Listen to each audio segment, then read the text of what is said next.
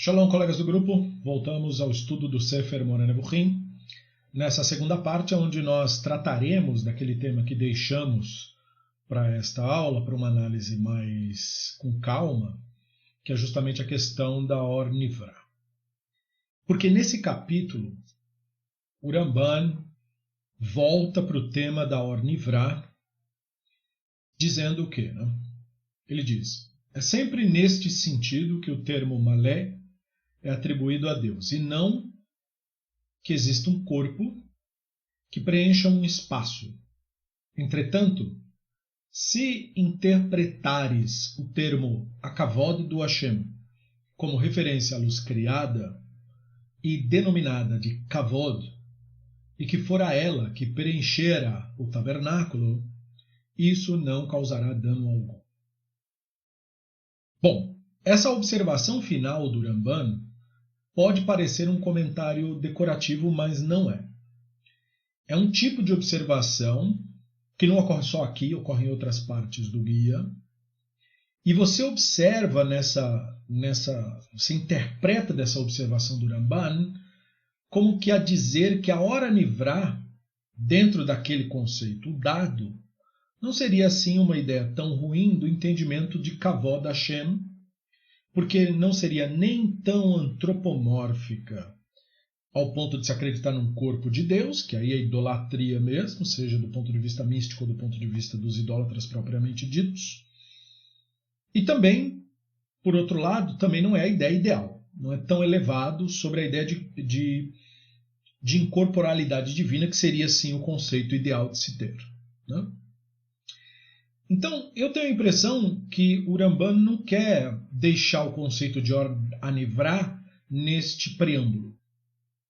Que ele transfere importância ao conceito de Or Nivra quando ele interpreta a Or Nivra como Kavod Hashem.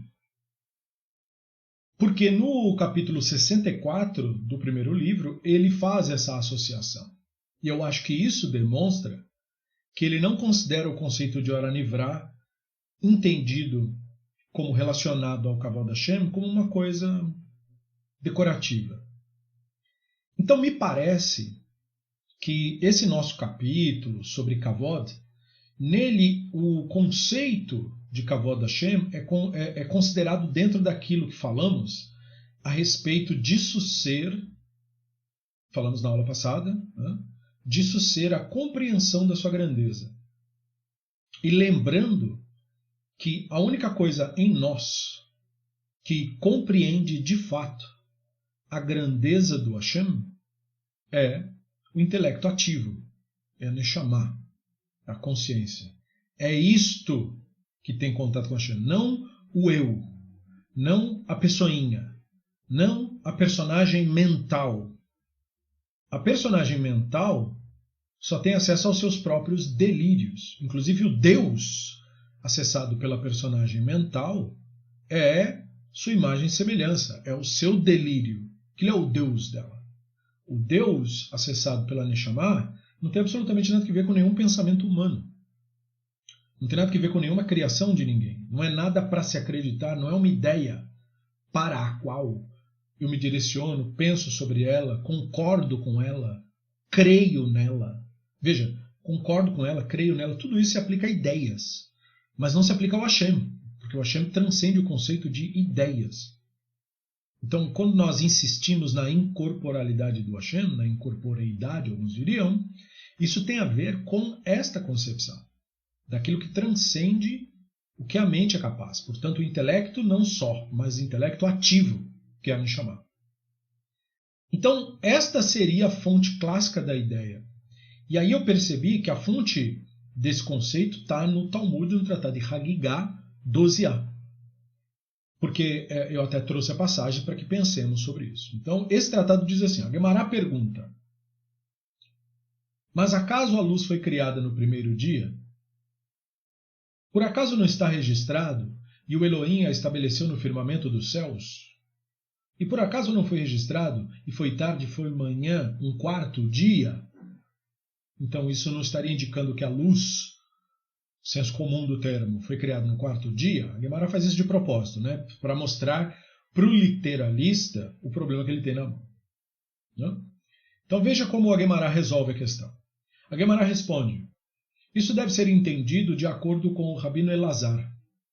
Pois conforme o Rabino Elazar disse, a luz que o santo, bendito seja, criou no primeiro dia, não era aquela do sol, mas um tipo distinto de luz, por meio da qual o Adam poderia observar o mundo desde um lado ao outro, né? Desde um confim ao outro. Mas quando o santo, bendito seja, olhou a geração da inundação e a geração da dispersão, isso é, a narrativa traz isso, né? E viu que seus caminhos eram corruptos, de modo tal que eles utilizariam para o mal esta luz, ele se levantou e ocultou a deles. Então se levantou é naquele sentido que já havíamos aprendido, né? Tomou uma atitude em relação a isso e ocultou a deles, como foi dito, e do perverso sua luz é ocultada. E aí a Guemará continua. E para quem ele a ocultou? Para os justos no futuro, como está declarado. E Elohim viu a luz, e eis que era boa. E o termo boa não se refere a outra coisa, senão ao justo, como está dito. Diga o justo que o bem lhe sobrevirá, pois eles comerão dos frutos de suas ações. E a Guemará continua. Quando a luz viu que havia sido ocultada para o justo, ela se alegrou, como está dito. A luz dos justos se alegrará. Então, o que fica claro nesse texto do Talmud é que não existe uma luz que permite ver o mundo todo. Os sábios tinham plena capacidade de compreensão disso. Eles souberam desde o começo que o conceito de luz, veja que eles estão falando da do quarto dia, bem como a do primeiro. Eles estão usando o argumento do quarto dia para mostrar que é a luz do primeiro. Então, o conceito de luz ali era uma luz específica. Luz quer dizer luz do entendimento, porque uma luz que permite ver dos confins do mundo ao outro não é uma luz física. Não importa quão forte seja essa luz. Então, a luz que permite ver para além do que o olho é capaz de ver é a luz do entendimento. Esta é a luz que foi criada, a sabedoria. Note isso porque eles já estão trazendo à tona que é uma linguagem profética. O Rabino Elazar conecta, portanto, a sabedoria, nesse trecho, nessa sugiá do Talmud, ao tabernáculo, que é o recipiente da luz.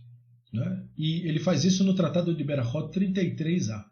O Ramban não menciona nesse nosso capítulo o Tratado de Berachot. Então eu trouxe o Tratado de Berachot à tona, coloquei ele inclusive no nosso estudo particular. Porque o fundamento desse conceito, e portanto ele tem que ser trazido à tona porque vem da parte do Rabino Elazar, né? Ele está relacionando o conceito do tabernáculo com o conceito do intelecto ativo, portanto o intelecto ativo relacionado a kavod. Então o Tratado de Berachot 33a tem o seguinte texto. Também aprendemos na Mishnah que Avdalá distingue entre o Shabat e os dias semanais, sendo adicionada na bênção de aquele que é gracioso em conceder conhecimento. Aqui também, a Guemará pergunta, qual é o motivo de a Avdalá ser recitada especificamente nesta bênção? O Rav Yosef disse, Avdalá é recitada naquela bênção porque sabedoria é necessária para distinguir entre duas entidades. Eles estabeleceram, por isso, a bênção da sabedoria. Os rabinos deram um motivo diferente, porque a Avdalá é a distinção entre o sagrado e o profano. Por isso, os sábios estabeleceram-na na bênção dos dias da semana. As primeiras 3 bênçãos da oração de Amidá, que é a oração feita de pé, as 18 bênçãos, chamada Amidá, são recitadas tanto em dias semanais como em Shabat e festivais. A bênção que agraciou e concede sabedoria é a primeira bênção recitada apenas durante a semana. E aí a Guemará continua. Tendo mencionado a bênção da sabedoria, a Guemará cita aquilo que o Rav Ami havia dito sobre conhecimento. Grande é o conhecimento, de modo que foi colocado no começo dos dias semanais, como indicação de sua importância. Então fala assim, e o Rav Ami disse em louvor ao conhecimento. Grande é o conhecimento, pois foi colocado entre 2 letras. Ele quer dizer com essa expressão 2 nomes divinos. Ele chama 2 letras. Como foi dito, pois El de conhecimento é o Hashem. Isso está escrito em Shmuel Aleph 2:3. E desde que o conhecimento é considerado com tamanha importância, sobre qualquer um sem conhecimento, se proíbe que tenha pena. Como foi dito, pois eles são como um povo sem sabedoria, de modo que seu Criador não se compadece deles. Seu Criador não é gracioso com eles. Se a divindade não demonstra misericórdia por aqueles que carecem de sabedoria, os tolos, idólatras, muito mais e além pessoas deveriam se abster disso. Então aqui o Talmud está expondo o sistema judaico dessa lógica, demonstrando como que a sabedoria e o conhecimento têm um status exaltado na nossa tradição. Ao mesmo tempo em que apresenta um pouquinho do conceito maimonidiano, né, de providência, que a providência é relacionada à clareza de entendimento da divindade. A providência está para o grau de consciência, diretamente relacionado a isso, de modo tal que quanto maior a consciência da divindade, mais a pessoa usufrui. E só enquanto a pessoa está consciente é que a pessoa usufrui, podendo, portanto, ser intermitente a participação ou não participação da providência. Na mesma pessoa, eu quero dizer. O seu grau de consciência é exclusivamente relacionado à sua clareza de entendimento da divindade, que, por sua vez, é relacionada ao nosso conceito de providência. Então, isso deve ficar muito claro, né? Para que se entenda o que o sábio do Talmud está dizendo. Então, quando ele coloca aquela cena, né, ele está dizendo o quê? Que você não pode impedir os resultados nefastos da inconsciência, da idolatria. A idolatria gerar o que gerar o sofrimento das pessoas, a morte das pessoas muitas vezes. Né? Você não pode impedir que isso aconteça. Não é você não pode no sentido de não deve. Você não pode no sentido de não pode. Você não tem poder para fazer isso. Né? Então, como você não tem poder para fazer isso, a única coisa que você poderia reagir em relação a isso é você sentir pena. Né? Como se aquilo não devesse ocorrer. Então, essa sugiá do Talmud vem dizer, não, mas você não deve sentir isso. Porque você não deve sentir que a pessoa que erra não deva sofrer consequências pelo seu erro. Porque, desse modo, você está tirando dela a única chance que ela tem de entender. Isso você não está sendo bom para ela, mas você está sendo mal. Por isso que coloca, né? Se o Criador não tem misericórdia dos que não têm conhecimento, então por que você acha que você deveria ter? No sentido de dizer, se os erros que as pessoas cometem por causa da sua ignorância, tolice, repúdio à sabedoria, não gerasse o conhecimento, o resultado, o conhecimento direto via experiência negativa, elas não teriam nenhuma chance de aprender, porque elas não aprendem pela outra via, pela via do intelecto. Então essa é a única via de aprendizado que elas possuem. Porque se o Criador não tira delas, né, então ele não está dizendo que o Criador não tenha misericórdia sobre essas pessoas, como se isso fosse um mal. Que é esse o problema dessa leitura egóica de textos da Bíblia hebraica, a tradição judaica. Né? Ler com o ego. Aqui não tem ego. Então o Hashem não se compadece, não no sentido de que faz um mal, mas esse não se compadecer é um bem. Ou seja, deixa que eles experimentem exatamente o que significa não ter sabedoria. Já que por advertência, por via educacional não funcionou, então que funcione por meio da experiência direta. E portanto, ele diz, então a dó que você acha que tem, se achando melhor que o Criador, é uma tolice. Você não está fazendo nenhum bem para a pessoa. Você deve deixar a pessoa ter a experiência dela. Você deve deixar. Então, por isso que ele quis dizer, se a divindade não demonstra misericórdia, ou seja, nós vemos na natureza, né? Se você errar, você sofre as consequências disso. Todos os animais são assim. Né? Quais os animais que melhores que sobrevivem? São os que melhor se adaptam. São os que não erram. São os que aprendem. Aí o desatento morre mesmo. É assim. Né? O animal desatento morre. O animal atento passa os genes desta atenção. E esta atenção será depois repetida. Se tiver em meio àquele grupo mais um desatento, aquele desatento vira comida. E o atento continua. Então é uma corrida entre presa e predador que vai deixando a presa cada vez mais hábil. Por isso que o número de presas é muitíssimo superior ao número de predadores. Isso significa que há um equilíbrio na natureza. O predador tem comida abundante e a população dele é controlada, porque a presa constantemente melhora na sua capacidade de escapar dele. E ele também melhora, mas mais lentamente, a sua capacidade de caçá-la. Então, há um equilíbrio nisso.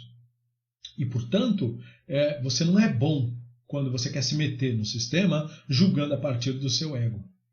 Então, por isso é importante. A sabedoria é mesmo uma distinção entre os seres.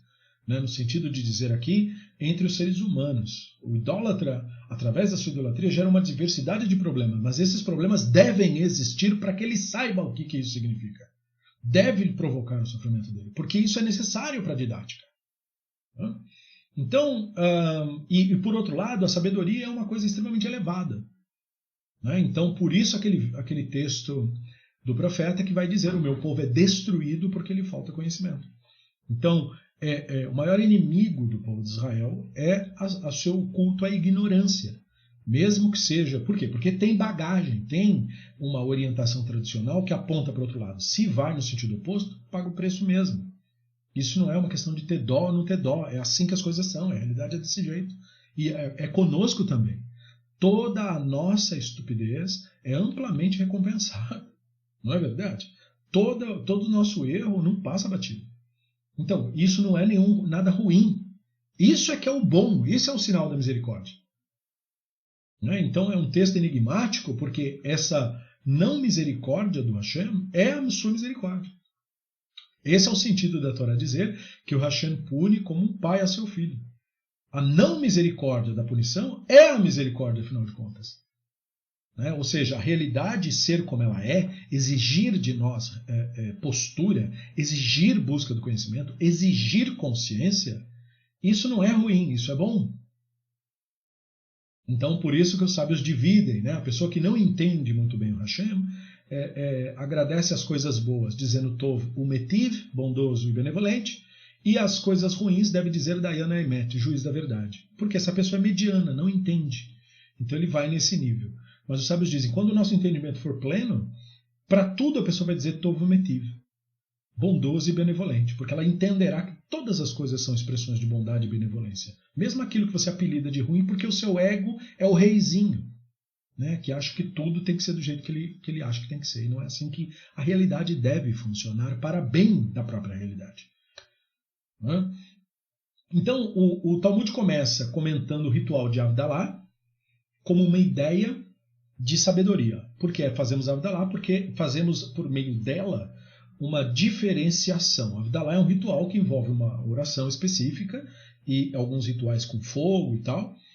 É uma vela assim trançada com várias chamas que se entrecruzam, e você faz uma divisão com esse ritual entre o Shabat e os dias da semana. Então, o próprio termo hebraico, Avdalá, quer dizer separação. Né? Então, a sabedoria implica isso, distinção entre os conceitos de separação e distinção entre o sagrado e o profano, foi falado na segunda opinião de sábios, né? Que é também este conceito de distinção de alguma coisa. A ideia de sagrado e profano, das leis de impureza e pureza, é o conceito de você enxergar com o seu entendimento. Porque impureza e impureza não existem de fato. Nada disso existe. São ideias. Né? É o que nós insistimos em esclarecer. Para que servem isso? Para treinar a capacidade de enxergar com a mente, com o entendimento. Ou seja, você usar a sua mente ao invés da sua mente te usar, que é o que geralmente acontece. Então esses rituais serviam de treino para que a pessoa conseguisse enxergar com o entendimento, né? Através do conceito. E, portanto, sabedoria envolve isso. Por isso que o termo biná, que é o termo popular para entendimento, vem do termo ben, que nós estamos aprendendo no hebraico, né? Ben, o ben, entre uma coisa e outra, porque ben é entre, e é da mesma raiz de biná. Ben é bet yud nun, né? E biná é bet nun rei. Então é o mesmo conceito, perceba, né? E em seguida a Guemará mostra o status exaltado, elevado da ideia de conhecimento na nossa tradição, da sabedoria, e citando o Shmuel Aleph. Né? A palavra conhecimento foi colocada no texto profético, porque tem que lembrar, Shmuel é um texto profético, né? É um dos profetas, né? E foi colocada entre dois nomes da divindade, que El Daot Hashem. Então, El é um nome e Hashem é outro, e no meio está Daot.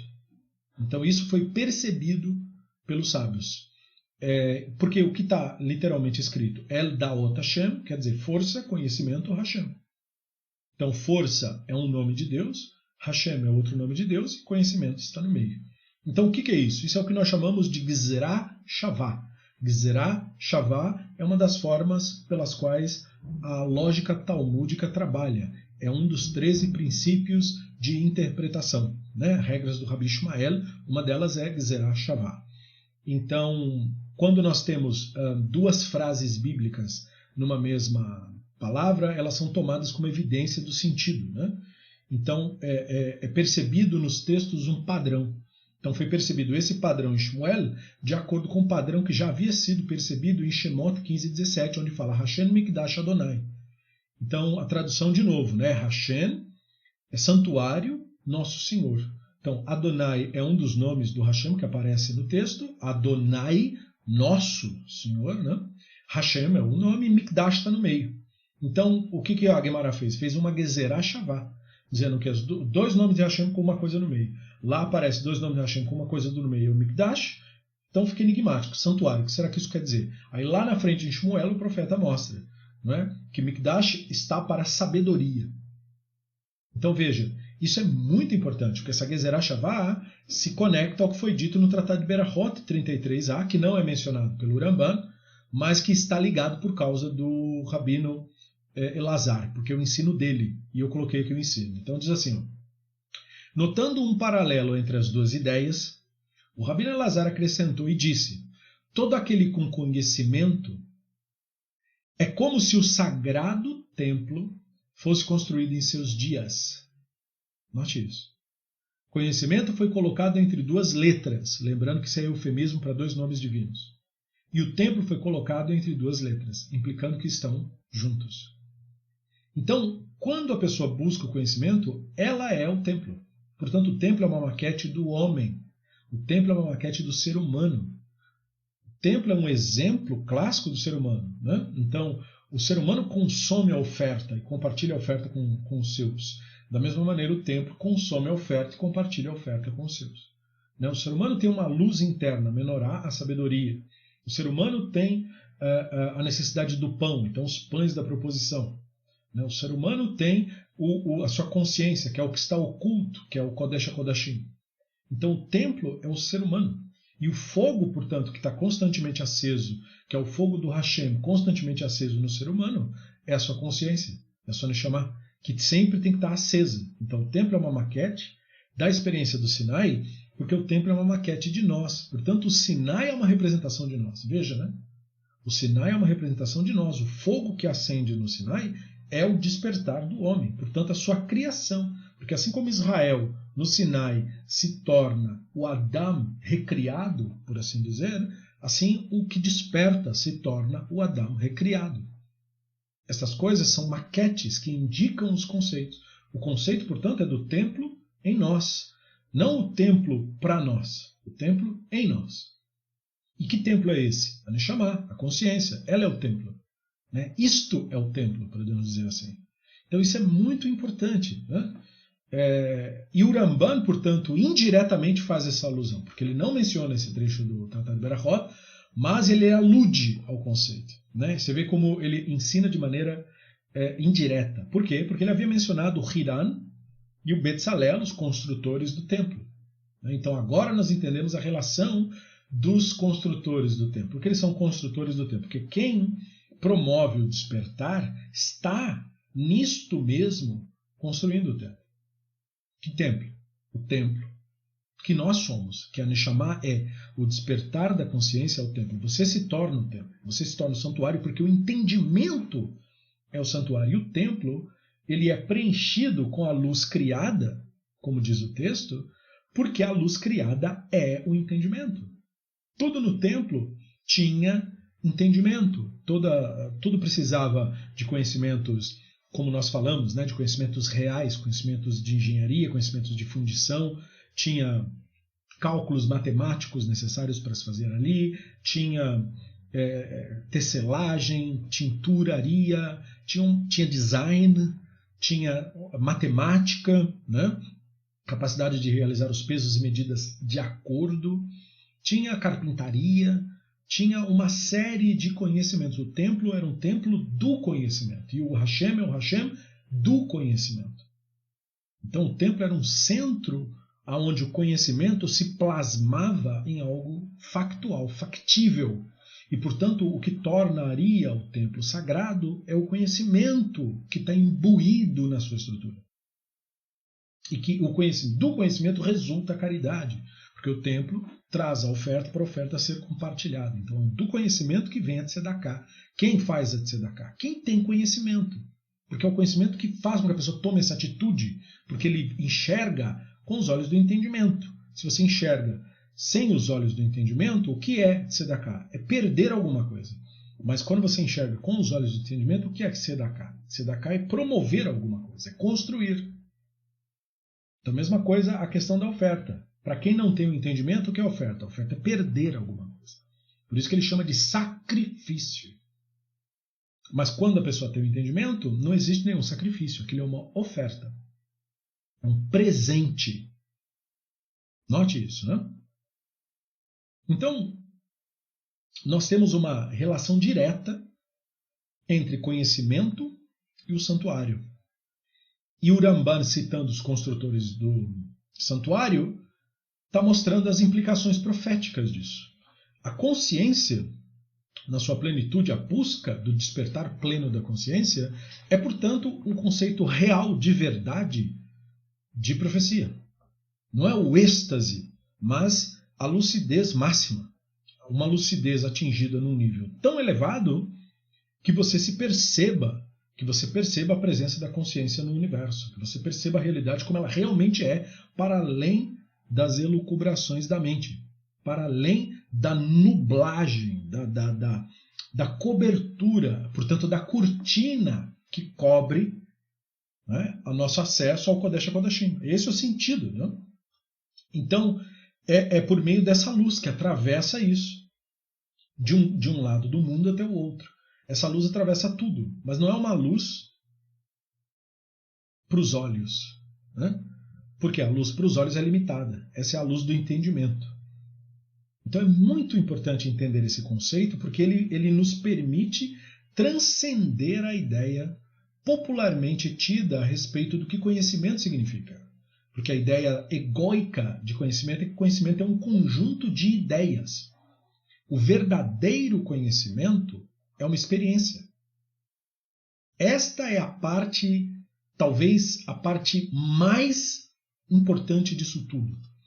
O verdadeiro conhecimento é uma experiência. Ele não é uma ideia que você tem e que você prega ou que você supõe que exista. Esse tipo de lucidez, esse tipo de sutileza é talvez o conceito mais importante a se entender. O verdadeiro conhecimento deve transcender a ideia simplória do conhecimento como um conjunto de concepções que você coleciona porque leu isso ou porque leu aquilo. A pessoa deve ser capaz de ir além disso. Então, quando o Ramban nos traz à tona esse tipo de reflexão, ele nos dá uma oportunidade de ir além dos conceitos básicos e de superar as limitações da nossa ideia do que é saber, do que é conhecimento. O conhecimento não é uma crença. O conhecimento verdadeiro, o conhecimento da verdade, não pode estar dissociado da realidade. Portanto, tudo aquilo que nubla, que impede, que cobre a minha percepção da realidade, a isto não se pode chamar de conhecimento. Porque se diz de maneira popular que o conhecimento liberta, a verdade liberta. Mas é preciso entender, né? De fato, essa expressão não está errada. A verdade liberta. O que está errado é pensar que a verdade é uma ideia. Este é o ponto central. É verdade que a verdade liberta. e que qualquer outra coisa cria uma escravidão, cria uma carga. Só que a verdade não se refere a afirmativas do pensamento. Por que não? Porque verdade não é uma teoria sobre nada. Verdade é, antes de mais nada, uma experiência. O conceito tradicional de verdade tem a ver com uma experiência. A divindade ser verdade quer dizer que a divindade é uma experiência. Não quer dizer que a divindade é uma ideia verdadeira. Quer dizer que a divindade, o que é a divindade? É, antes de mais nada, uma experiência. Uma experiência vivida pelo ser que pode viver isso conscientemente, que é o Adam. Então, como é que você encontra a verdade? Vivendo-a. Daí a narrativa bíblica fica na vida dos patriarcas, ao invés de nos mostrar eles sentando numa pedra e dizendo: vocês devem acreditar em tal coisa, tal é a ideia que vocês devem ter, repudiem tal ideia, tenham tal ideia. Veja, não tem isso. Tem a vida e as atitudes deles perante a vida. Acontece um evento, como eles reagem ao evento. Como eles lidam com aquilo, como eles lidam com as coisas. É a vida que importa. Note isso. Então, onde está Deus? Deus está na experiência. E o que acontece quando Deus é relacionado a alguma história? Aquilo é uma experiência resultante de um entendimento obtido. Por isso que a idolatria é um erro de milhões. Porque as pessoas estão em busca de ideias ao invés de prestarem atenção à experiência que se deve ter. Note isso com muita clareza, né? Então, quando nós falamos sobre o conceito de verdade, nós não estamos falando de ideias dos quais se constrói dogmas, dos quais se constrói crenças específicas. Mas o entendimento é o que permite a você ter uma experiência com isso. O entendimento que não gera experiência, para nada serve. Ele não serve para nada. Então é por isso que na nossa escritura a Torá é assemelhada ao quê? Qual é a primeira metáfora da Torá na Bíblia hebraica? Ela é uma fruta. Por quê? Porque é como um alimento. É a expressão do mundo antigo para aquilo que é uma experiência. O que é um alimento? É, antes de mais nada, uma experiência. Então o que você tem que fazer com o alimento? Digerir. Ou seja, assimilar. Permitir que ele faça parte de você, comendo aquilo. Note isso. Não é uma ideia, é uma experiência. Uma ideia nunca pode ser digerida, porque ela não existe. Então é preciso notar isso, né? A Torá é um alimento, é algo comportamental, é algo de atitude. Não é o conceito da religião, que é uma coleção de ideias.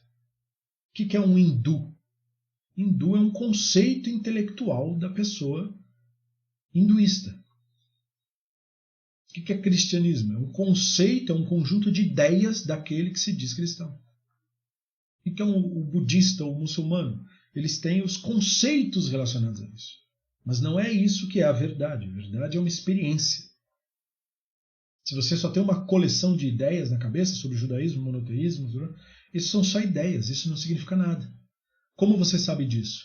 Porque dentro de você tem o detector de verdades, que é a consciência. E como que você sabe da presença da consciência? Por causa da dúvida. A dúvida que permanece é o seu contato com a realidade. A dúvida está em relação a ideias. Toda vez que uma ideia surge e você não experiencia, surge nisso uma dúvida. Esse é o ponto. Se você não entender isso, você não entende a relação da tradição com a verdade. A vida é basicamente determinada pela dúvida, não pela crença. É por isso as cenas onde os patriarcas recebem orientações sem mais informações. O que não é tirado deles? A dúvida. Eles sempre têm que confiar no desconhecido. Eles sempre devem ter dúvida. Então a dúvida é que é pura. Ela é simplesmente dúvida. Ou seja, ela é uma necessidade para que haja uma confiança pura. Sem dúvida, você não tem confiança, porque a certeza parte da ideia, parte, portanto, da ilusão. É necessário você estar confortável com o não saber. Perceba isso, porque isso é o que faz com que você transcenda o conceito de ideias. E como que você percebe isso? Porque quando você abandona crenças e parte para o conhecimento, você exerce o sistema de confiança. Esse sistema de confiança permite que você tenha experiência. E você se fia na experiência direta que você tem com o real, ao invés de nas elucubrações de ideias e opiniões. Então, o Rambam nos orienta, através do conceito de ideias que ele nos apresenta, para que sejamos capazes de transcender isso. Religião, portanto, era como se fosse um esforço para você sedimentar sua existência por via de experiência. Essa era a ideia. Essa era a ideia da religião judaica. Que você sedimentasse a ideia de verdade por meio da experiência. Não por meio de uma coleção de ideias. Por isso que nenhum sábio, profeta do mundo antigo jamais escreveu nenhum sistema de dogmas, nenhum sistema de nisto cremos. Era a experiência. E quando as pessoas se desviavam do caminho? Quando deixavam de viver aquela experiência, para ir atrás de ideias. Quando eles iam atrás de ideias, eles seguiam a idolatria. Quando eles iam atrás de crenças, eles seguiam a idolatria.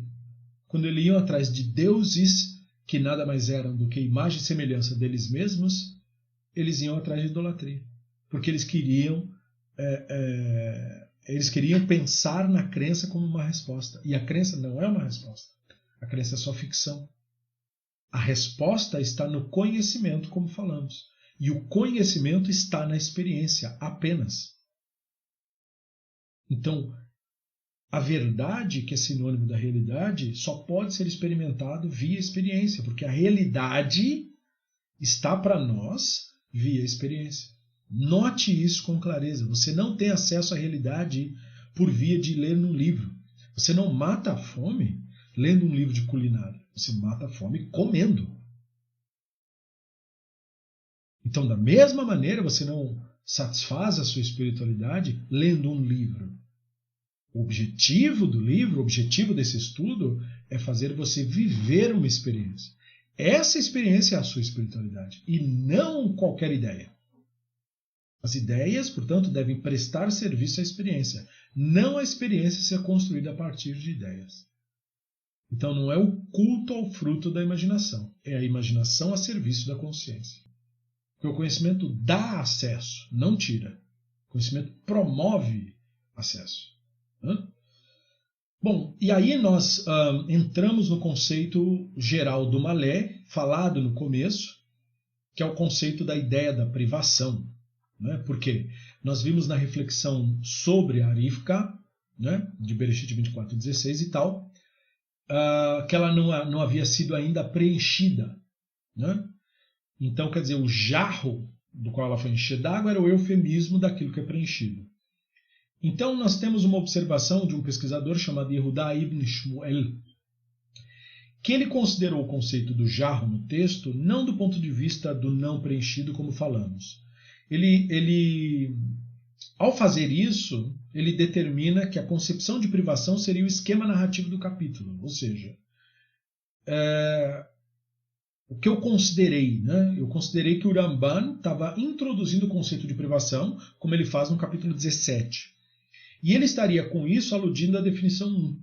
E no resto do capítulo ele estaria ocupado com o conceito de preenchimento no tempo, que seria a definição 2, e o preenchimento intelectual, do potencial intelectual, que seria a definição 3. Então, essa minha exposição não corrobora com o que o Yehuda ibn Shmuel coloca, porque ele entendeu como não preenchimento. Ele entendeu no sentido oposto. Né? Só que eu vejo que privação seria um estado nesse processo em que as coisas materiais passam de geração e corrupção dentro da filosofia aristotélica. é usado esse termo, né? A privação particularizada, que sempre acompanharia a matéria como forma da matéria se suceder, gerar e destruir, e gerar e destruir, e gerar e destruir. Então, como a divindade é incorpórea, a divindade, portanto, não é sujeita à privação, não é sujeita, portanto, a surgir matéria e se decompor. Né? Por isso que a materialização da divindade é impossível. Né? Porque não se trata... Porque para ser possível a materialização, teria que haver, portanto, sujeição ao conceito de privação. Né? E aí, quando o Ibn Shmuel resume o comentário que ele faz desse nosso capítulo, ele diz assim: tal como Deus não se relaciona com a materialidade, ele não teria relação com a privação. Para a criação da privação, não há privação, nem privação generalizada nem particularizada.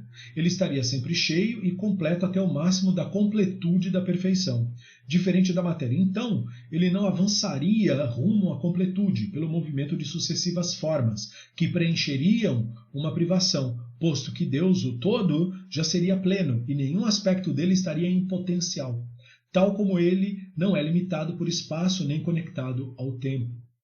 Então, o conceito aqui é que a divindade é uma plenitude que promove a privação para haver uma outra existência além da dele mesmo, mas que essa outra existência, que tem essa característica da privação, não compartilha isso com a divindade. A divindade seria a completude. Quando você pega o dicionário de termos filosóficos do Rabino Israel Efros, que eu costumo citar aqui nos nossos estudos, ele define privação generalizada como nihil, que é aquele termo que quer dizer absolutamente não existente. Então, Deus obviamente não seria sujeito à privação. Deus estaria sujeito à privação, nem estaria sujeito à privação particularizada, chamada, que é essa privação especificada. Né? Então ele define privação particularizada como privação de uma forma particular. Ou seja, Deus não poderia se tornar uma forma, porque isso seria a privação, né? Seria a sua limitação, e não há essa possibilidade na divindade. Porque essa questão seria relativa ao não ser, ou seja, aquilo que ainda não é. Porque privação não é algo que existe, é uma potência de vir a ser. Então, essa afirmação, né, esse conceito de privação, é a ideia de uma forma particular potencialmente estar na formação da matéria. Quando, por exemplo, você pega uma cadeira e ela é a forma final daquilo que era madeira. E a madeira tem a privação, ou seja, ela tem a limitação que tem o potencial de fazer ela virar cadeira. Né? Mas ela ainda não é, mas ela tem nela essa privação. Né? Ou seja, ela pode ser moldada, ela tem que receber de você a forma. Ela é privada disso que você tem, que é a forma que define o ser. Né? Então, privação, matéria e forma, tem que lembrar, são princípios da filosofia aristotélica, devem ser entendidos dentro desta filosofia. Né? Então, dentro dessa filosofia, não se trata de substâncias. Privação não é uma substância, matéria não é uma substância, forma não é uma substância, porque eles dependem uns dos outros para existir. Perceba isso. Né? Então, nesse sentido, aquilo que não existe de modo independente na filosofia aristotélica não é uma coisa substancial. Então é o quê? É um princípio. É preciso lembrar disso. Princípio é uma coisa que depende de outra coisa para existir, que existe junto com ela, mas não separado dela. Privação é esse conceito. Né? É a capacidade de vir a ser alguma coisa não sendo. Então não é algo de fato. Então é nesse sentido que ele usa o conceito de privação, não como causa, porque é um não ser, então não tem como causar nada. Né? É apenas um princípio relativo ao ser. Então, quando a gente diz relativo, portanto, um não ser, né? Nada, isso que é não ser não tem capacidade de causar nada, porque depende dos demais fatores que é a matéria e a forma. Né? Privação, então, é parte integrante do conceito aristotélico de dunamis, chamado por ele de dunamis, que é a capacidade onde a capacidade de ser formado está imbuída. Isso é muito importante porque isso tem a ver, esse conceito de privação, tem a ver com aquilo que nos faz. Por isso a linguagem, o Rambam elucida, da criação. Né? Quando nós não temos o despertar, nós não viemos a ser. É como se não fôssemos. Entende? A origem da humanidade está ligada ao conceito da consciência justamente porque sem isto você não participa da realidade, portanto você não existe. Ainda que a humanidade, enquanto animal, tenha existido por 300 mil anos, ela de fato não existiu até que despertou. Então, antes do processo consciencial, não há memória, não há registro de memória, não há registro de experiência. É como ou a ideia de existência antes do seu nascimento. A ideia de existência antes do seu nascimento é a ideia de existência antes da sua consciência. Então, da mesma forma, é esse conceito da privação. A privação, portanto, não é o tirar, como nós falamos em língua portuguesa. Nós entendemos privar como tirar alguma coisa e privar aquilo do acesso ou de qualquer coisa. Aqui não. Que privação quer dizer uma potência, a capacidade de vir a ser se as condições forem favoráveis, de matéria e forma. Então a consciência está imbuída em toda a pessoa, mas no estado de privação. Ou seja, o que nós chamamos de inconsciência. Esse estado de privação, esse estado de inconsciência presente em todos, ele pode vir a ser se a pessoa tem acesso à luz do conhecimento, que é a luz do Hashem. De qualquer maneira, é a luz do entendimento. É isso que permite perceber isso. Enquanto a pessoa não está no estado de vir a ser, ela de fato não participa da realidade, ela não existe. É nesse sentido de que o perverso, que é o idólatra, mesmo vivo é chamado morto. Não o justo, mesmo o morto é chamado vivo, porque o existir, o estar vivo, o estar presente, o estar em movimento, diz respeito ao conhecimento. Só quem tem o conhecimento, quem tem o despertar, está vivo de fato. E quem não tem, não está simplesmente. Então esses conceitos são os conceitos que, digamos assim, encerram esse nosso 19º capítulo e portanto, eu estou trazendo à tona essas concepções de uma maneira objetiva e direta para que vocês possam, portanto, associar os conceitos. Então eu terminarei a edição aqui do nosso texto de orientação, para que vocês consigam então apreciar a totalidade e se houverem perguntas e questionamentos vocês possam fazer. Tá? Mas é este o conceito relacionado à ideia de conhecimento ser a luz, e a luz está relacionada ao nome do Hashem, está relacionada ao tempo, está relacionada, portanto, àquilo que está entre o Hashem e o Hashem. Né? Os dois nomes e aquilo que está no meio, ou seja, esse é o conceito do despertar de consciência no meio. Né? Por isso eles me farão santuário e habitarei no meio deles. Esse é o meio. O meio é a consciência. Ela é o meio que encerra a presença do Hashem e ela, portanto, é a kavod do Hashem, que preenche. Então a kavod do Hashem, a luz anivrá que preenche o tabernáculo, é o conhecimento. O conhecimento preenche o tabernáculo. Isso é o que preenche, essa é a luz que preenche. Então reflita sobre isso, pense sobre esses conceitos, para que na próxima aula nós possamos avançar nisso para o próximo capítulo, que é o 20, e aí continuarmos o nosso estudo. Ok? Então entre em contato caso tiver alguma dúvida através do nosso grupo, e no mais, até a próxima aula, B'ezrat Hashem.